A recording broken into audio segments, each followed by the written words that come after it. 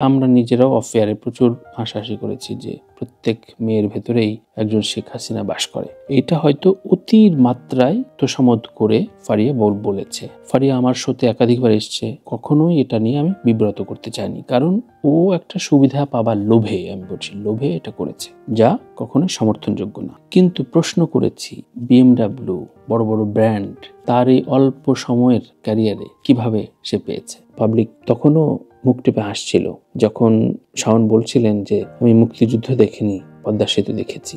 এর গুরার্থ যে অতি চামচামি, এটা তখনও সবাই আমরা বুঝছিলাম, এবং তার খুব কাছের মানুষরা মুখ টিপে হাসছিল, এগুলো কি কইল। কিন্তু আজ দেখেন এই কোট আনকোট গুলো নিয়েই শিল্পী বিপদে পড়ছে।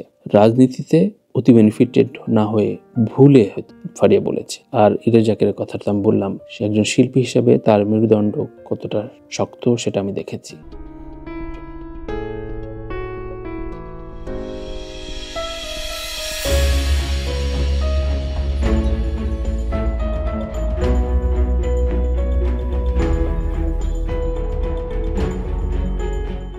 প্রিয় দর্শক, সবাইকে স্বাগত জানাচ্ছি আমার সাদাসিধে কথায়। এই বিষয়টি পুরনো, একেবারে নতুন না। আরিফিন শুভকে নিয়ে আমি একটা লেখা লিখেছিলাম যে শিল্পীর শিল্প সত্তা কখন বিকে যায়, কিন্তু তাই বলে ক্রোধের জায়গাটা এমন পর্যায়ে যাওয়া উচিত না যেখানে একজন শিল্পীকে ভুল মামলায়, মিথ্যে মামলায় জড়িয়ে তাকে হেনস্থা করা হবে। এখন দেখেন, এই যে এখান থেকে যে শিক্ষা নেওয়ার বিষয়টি, সেটা কি আসলে শিল্পী সমাজ শিখছে কিনা। এখন ফেসবুক সয়লাভ, পক্ষ বিপক্ষ, শিল্পীরা দাঁড়াচ্ছেন না কেন ইত্যাদি নানান বিষয় নিয়ে। ধরেন আমরা তো কোনো প্রশ্ন করতে পারিনি যখন ডিক্টেটরশিপ ছিল বা কোনো রাষ্ট্রযন্ত্র খুব প্রভাবশালী হয়ে যায়। বিভিন্ন পর্যায়ে ডিক্টেটরশিপ এসছে এবং রাষ্ট্রের সাথে, রাষ্ট্র ক্ষমতার মালিকদের সাথে, তারা তো মালিকই বনে যায়, মানে ভোট দেয় জনগণ বা আমরা দেই, কিন্তু পরবর্তীতে তারা মনিবের মতো আচরণ করে প্রত্যেকটা ক্ষেত্রে, প্রত্যেকটা সরকারি। সুতরাং তাদের প্রতি একটা অনুকম্পা পাবার একটা চেষ্টা থাকে। আমি যেমন কিছুদিন আগে ইরেজ জাকের সম্পর্কে বলেছি। ইরেজ জাকের, তার গার্ডস, তার ব্যক্তিত্ব, তার আমি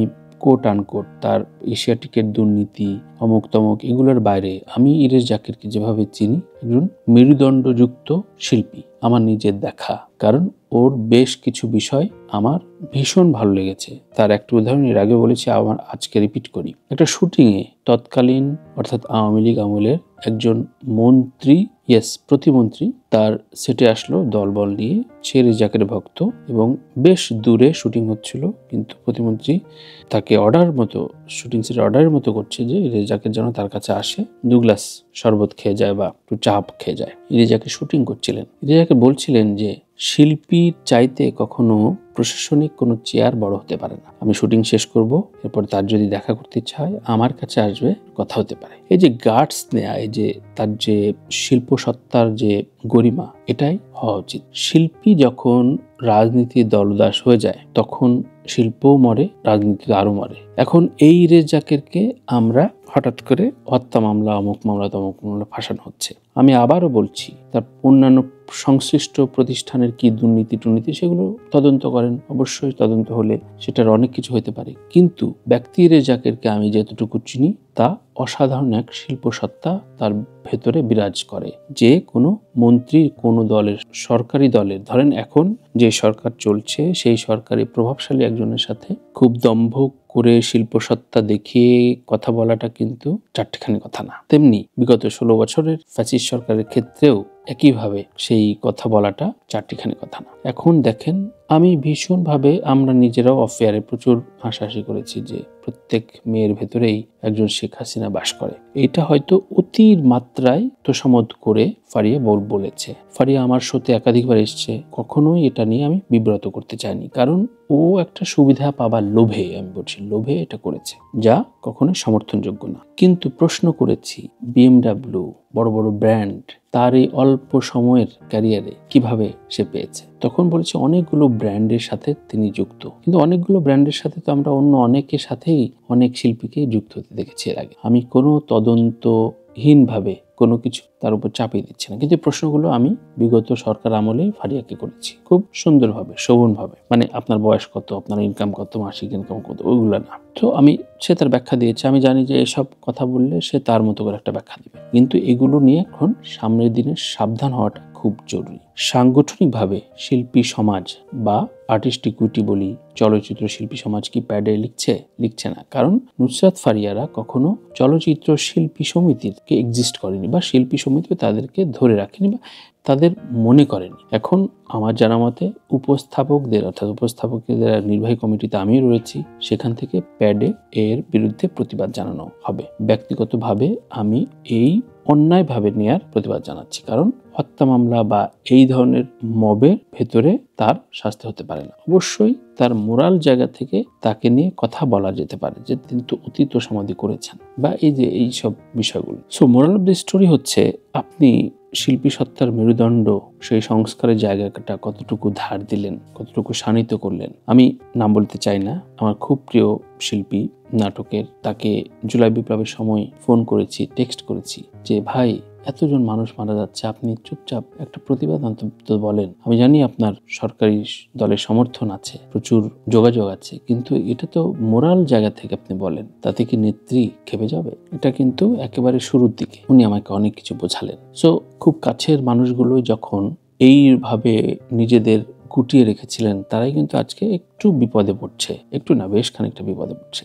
দেখেন, শিল্পী সত্তার জায়গায় মেরুদণ্ড শক্ত রাখাটা কঠিন, কিন্তু অতি তৈলমর্দনটাও আমাদের যে সাবধান হইতে হবে, এই বিষয়টা আমার মনে হয় এখন বোধোদয়ের সময় এসছে। আমি, আপনি, আমরা কেউই ধোয়া তুলসী পাতা না, সবাই একটা লোভের জায়গা পড়ে। ধরেন আমি, আমার ন্যায় অন্যায় অনেক কিছু থাকতে পারে, কিন্তু কিছু জায়গায় গার্ডসের বিষয়টা আমি বলি। আমার যা যোগাযোগ ছিল এবং মানুষ যতটুকু একসেপ্ট করতো আমাকে একাধিকবার রাজুকের জমি নেবার জন্য চিঠি লিখতে বলা হয়েছে। লিখলেই আমি একটা ভালো জমি পেতে পারতাম। আমি বলেছি আমার থাকার জায়গা মোটামুটি আছে, সম্মান নিয়ে বাঁচতে পারি, এবং পরিশ্রম করে আমি কন্টেন্ট করে আমি আলহামদুলিল্লাহ, আমার এটা দরকার নাই। এটা নিলেই আমার কলিগরাই প্রশ্ন তুলবে যে এটা জমি কেন লিখে। কিন্তু আমার চাইতেও অনেক ধনী, যাদের 3-4টা বাড়ি আছে, সাংবাদিক সমিতির নেতা, শিল্পী সমিতির বড় বড় শিল্পী, তারা লিখে নিয়েছেন, বারবার চিঠি ফেলেছেন, হয়নি আবার চিঠি লিখেছেন তো এখন দেখেন ওই আরামটা কিন্তু আমি এখন ভোগ করছি। আরাম বলতে আমার বোল্ডনেসটা, যা আমি করি নাই এটা। আমি গণভবনের প্রত্যেকটা চিঠি পেতাম, আমি মজা করে বলতাম চিঠি পাঠায়েন, কিন্তু কখনো আমার মনে হয়নি ভিড় ঠেলে একটা সেলফি তুলে আমি পোস্ট দেব। এটা কোনো সরকার আমলের বিষয় না যে আমি অমুক সরকারকে ভালোবাসি বলে ওটা গেলাম, সেটা না। শিল্প সত্তার জায়গায় এই মেরুদণ্ডটা থাকাটা জরুরি। আমার যে খুব শক্ত মেরুদণ্ড সেটাও না। আমিও বিপদ আপদে আমার বিগত সরকারের অনেক আশরাফুল আলম খোকন ভাই বা অনেক মানুষকে আমি ফোন করেছি যে ভাই এই জায়গাটা আমি সমস্যায় পড়েছি, একটু দেখেন, আপনি তো ক্ষমতাবান। কিংবা শহীদ ইসলাম খোকনের যখন চরম দুর্যোগ, চিকিৎসার অভাব, তখন কিন্তু আমি বিগত সরকারের বেশ কয়েকজন মন্ত্রী, খোকন ভাইকে প্রশ্ন খুব ইনসিস্ট করেছি বারবার যে কোনোভাবে টাকাটা তুলে আনা যায় কিনা, একটু টাকা দেন ওনাদের। এই জায়গায় এই সম্পর্ক জায়গাটা তো আমার অন্যায় না। আমি কোনো জায়গায় ঠেকে গেলে আমি এখন ফারুকি ভাইকে প্রশ্ন করব, আমার যারা যারা পরিচিত তাদের বলবো যে এই জায়গাটা, এটা অন্যায় না। কিন্তু পাবলিক ডোমেইনে শিল্পী হিসেবে আপনি যখন অতিমাত্রা তোষামত শুরু করবেন, যা অনেকের কাছে গারিরি শব্দ, যেটা গারিরি করতেছে, এই জায়গাটা যখন আপনি করবেন, তখন বুঝতে হবে যে বালিঘড়ি উল্টে গেলে আপনি বিপদে পড়তে পারেন বা আপনার কলিগরা বিপদে ফেলে দিতে পারে। অনেকে মুখ টিপে টিপে হাসছে, অনেকে বলার জন্য বলছে, কিন্তু আদৌ নুসরাত ফারিয়ার জন্য সাংগঠনিকভাবে কোনো সংগঠন এখন পর্যন্ত কথা বলেন, হয়তো বলবে সামনে, কিন্তু বোধের জায়গায় এটা হওয়া উচিত যে আগামী দিনে কখনোই সাপোর্ট নেওয়া বা কোনো বিপদে সরকারি উচ্চ পর্যায়ের যে কোনো কিছু, সেটার শিল্পী হিসাবে একটা সম্মানজনকভাবে সুযোগ নেওয়ার কোনো অন্যায় না আমি মনে করি।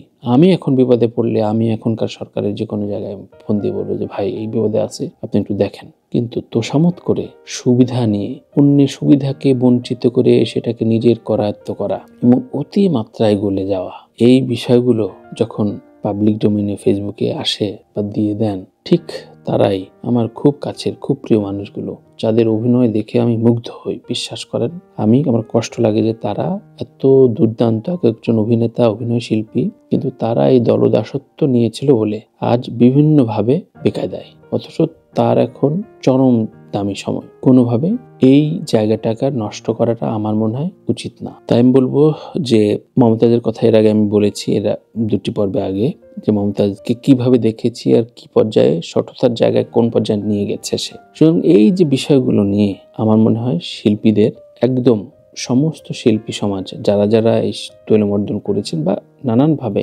সুবিধা অসুবিধা বুঝে না বুঝে, অনেকে তো ভেবেছিলেন যে আজীবন, অনেকে আমরাই ভাবছিলাম যে আজীবন বোধহয় আমাদের আওয়ামী শাসনের ভেতরে থাকতে হবে। কিন্তু ধরেন কোনো শাসন আমল তো চূড়ান্ত না, এটা পাল্টে আবার অন্য দল আসতে পারে, অন্য দল পাল্টে আরেক দল আসতে পারে। শিল্পী সত্তা, শিল্পী তো কখনো রাজনীতির অতিরিক্ত বেনিফিশিয়ারি হইতে পারে না, কারণ শিল্পীরা এমনিতেই একজন এমপি মন্ত্রীর চাইতে অনেক বেশি বেনিফিটেড হয়। তারা বিদেশে আসলে বা বিভিন্ন শো করলে যে পরিমাণ সম্মানিত হয়, ওইটা একজন মন্ত্রী পায় না ভাই। কিন্তু কি এক অদ্ভুত লোভে, অদ্ভুত তাড়নায় এই জঞ্জালটা তারা কাঁধে নিয়ে নেয় এবং বুঝতে চায় নিজেদের যে আমার চাইতে বোধহয় মন্ত্রীটা বড়, আমার চাইতে বোধহয় ওই চেয়ারটা বড়। এই ভুলটা আমরা যতদিন বোধহয় জায়গায় না আনবো, এই ক্রাইসিসটা যে আমি দুবেলা ভাত কম খাই কিন্তু আমার শিল্পের জায়গায় আমি অনড় থাকি, এই জায়গাটা যখন মজবুত হবে তখন এগুলো বন্ধ হয়ে যাবে। আমি আমার কথায় বলছি, আমি বারংবার বলি সবসময়, আমার ভুল হতে পারে, কিন্তু আমি বুঝাইতে চাচ্ছি এই সকল আমার প্রিয় মানুষ, এই সব জায়গায় এই মবের প্রতিবাদ করছি আমি, একই সাথে বলছি তাদের বোধোদয় যেন হয়, একই সাথে যারা আসছেন, যারা আমরা কাজ করছি, আমাদেরও যেন বোধের জায়গাটা তৈরি হয় যে এখন যে সরকার আছে তাকে যেন অতি তোষামোদ করে আমি দুটো বেনিফিটেড হয়ে আমি পাবলিকলি বলে না ফেলি, ও আচ্ছা তুমি আবার এর চামচামে শুরু করছো। সেটা এই সরকার হোক, বিএনপি হোক, সামনের জামাত হোক, যেই সরকার হোক, কখনো শিল্পী একটা দলের দাসত্ব গ্রহণ করতে পারে না। দলের সুবিধা, প্রশাসনিক সুবিধা একজন শিল্পী হিসেবে সম্মানের জায়গায় তিনি ওন করে, কিন্তু দলদাসত্ব হয়ে, নীতি বিবর্জিত হয়ে যখন অনেক কিছু বলে ফেলে, সেটি অন্যায়। সেটি মুখরোচক ভাবে যখন পাবলিক তখনও মুখ টিপে হাসছিল, যখন শাওন বলছিলেন যে আমি মুক্তিযুদ্ধ দেখিনি, পদ্মা সেতু দেখেছি, এর গুণার্থ যে অতি চামচামি, এটা তখনও সবাই আমরা বুঝছিলাম এবং তার খুব কাছের মানুষরা মুখ টিপে হাসছিল, এগুলো কি কইলো। কিন্তু আজ দেখেন এই কোট আন কোট গুলো নিয়েই শিল্পী বিপদে পড়ছে। সো বোধে জাগরণ আমাদের সবার ভেতরে হোক এবং খুব স্পষ্ট প্রতিবাদ করছি নুসরাত ফারিয়া বা ইরেজ জাকের বা শিল্পীদের নিয়ে আমি যাদের বলতে চাই, আমি কখনো উচ্চারণ করতে চাই না যে সিদ্দিক বা মমতাজ, কারণ তারা বিভিন্নভাবে রাজনৈতিক আশ্রয় না, রাজনীতির ভেতরে ঢুকে রাজনীতিটাকে কলুষিত করেছে। সুতরাং তাদের বিষয়টা আলাদা, সেটা নিশ্চয়ই নিজস্ব আইনে, নিজস্ব জায়গায় সেটির একটা সলিউশন তৈরি করবে প্রশাসন। কিন্তু রাজনীতিতে অতি বেনিফিটেড না হয়ে ভুলে ফারিয়া বলেছে। আর ইরেজ জাকের কথাটা আমি বললাম, সে একজন শিল্পী হিসেবে তার মেরুদণ্ড কতটা শক্ত সেটা আমি দেখেছি। সব ভালো থাকবেন, ভালো রাখবেন। আমার কথায় ভুল হলে, কোনো ক্রোধের জায়গা তৈরি হলে বলবেন, সেটি যদি আমার সংশোধনের প্রয়োজন হয় আমি সংশোধন করব। কিন্তু আসেন তর্ক করি, যেন যুদ্ধ না হয়, তুই অন্য পক্ষের তোকে ঘায়ল করে ফেলবো। এটা থেকে শিল্পী সমাজ, রাজনৈতিক সমাজ সরে আসি, নয়তো সমাজ বদলাবে না ভাই, নয়তো দেশটা ঠিকঠাক এগোবে না। ভালো থাকবেন, ভালো রাখবেন। খুব শীঘ্রই দেশে দেখা হচ্ছে, আমার দেশে ফেরার সময় হয়ে আসছে, দোয়া রাখবেন আমার জন্য। সাদাসিধে কথায় অনেকে অনেক রকম মন্তব্য করেন, আমি একটা পর্বে আপনাদের প্রশ্নগুলো নিয়ে প্রশ্নোত্তর হিসাবে একটি পর্ব সাজাতে চাই। আল্লাহ হাফেজ।